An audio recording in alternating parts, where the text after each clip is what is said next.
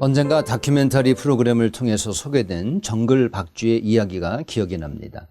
아마존의 정글에 사는 박쥐인데 수십 종의 개구리 중에서 유독 한 종류만 주식으로 골라서 잡아먹을 수 있는 그런 능력을 지닌 그런 녀석이었습니다.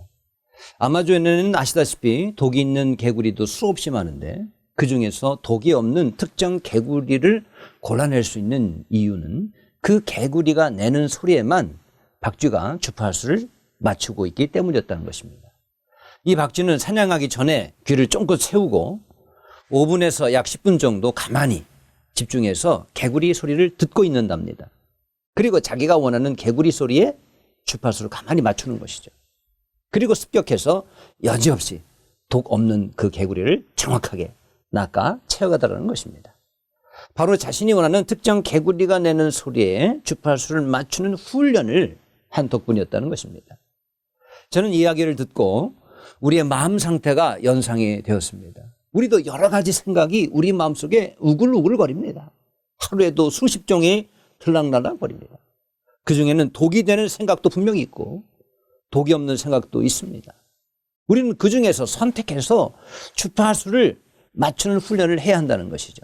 좋은 생각, 영적인 생각들을 가만히 보고 구별해서 거기에 우리의 영적인 주파수를 맞춰야 한다는 것입니다.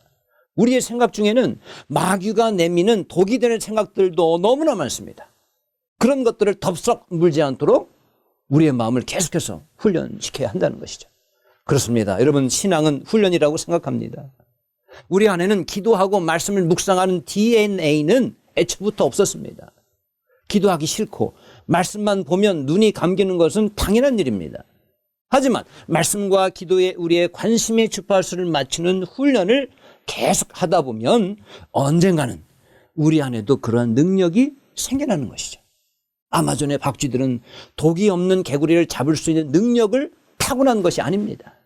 하지만 지속적인 훈련으로 구별해내는 능력이 그들 가운데 생겨난 것과 마찬가지로 우리의 마음속에 하루 종일 오가는 수많은 생각 중에서 독이 없는 좋은 생각들을 구별해서 계속 묵상할 수 있도록 지속적인 훈련이 우리에게 필요한 것입니다. 4세기 로마의 율리아누스 황제는 유독 그리스도인을 박해하기로 유명했던 황제입니다. 그런데 박해하면 할수록 기독교가 박멸되지 않고 계속해서 부흥하는 신기한 현상을 이해할 수가 없었습니다. 그래서 한 번은 똑똑한 신하들을 불러다가 그 이유를 알아보도록 지시했습니다. 얼마 후에 한 신하가 연구 결과를 발표합니다. 이들이 박멸이 안 되는 이유는 이들은 고난을 당하면 당할수록 더 많은 생각을 하게 되기 때문입니다. 라고 결론을 내렸다는 것이죠. 무슨 뜻입니까? 고난을 당하면서도 이 고난의 의미가 무엇인가? 나에게 어떤 유익을 주시려고 이렇게 연단시키시는가와 같은 생각을 끊임없이 한다는 것입니다. 심지어는 기독교인들은 노예들까지도 생각을 하더라 라는 기록이 있습니다. 왜냐? 당시 노예들은 생각이 없는 그런 존재였습니다. 주인에게 예속된 물건과 같은 존재인데 기독교를 믿는 노예는 노예일지라도 좋은 생각들을 계속 지속적으로 하고 있더라는 것입니다.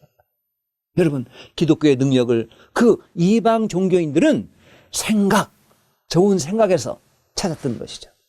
생각을 통해서 삶의 모든 것을 변화시키는 능력이 있다는 것을 알아차린 것입니다. 영어 단어 중에 묵상을 뜻하는 meditation이라는 단어가 있는데 이것은 약품을 뜻하는 medicine와 그 어원이 같다고 합니다. 즉 약품과 묵상은 각각 몸과 마음을 치유한다는 데에서 어원부터가 일맥상통한다는 것이죠. 묵상은 지속적으로 말씀을 생각하는 행위입니다.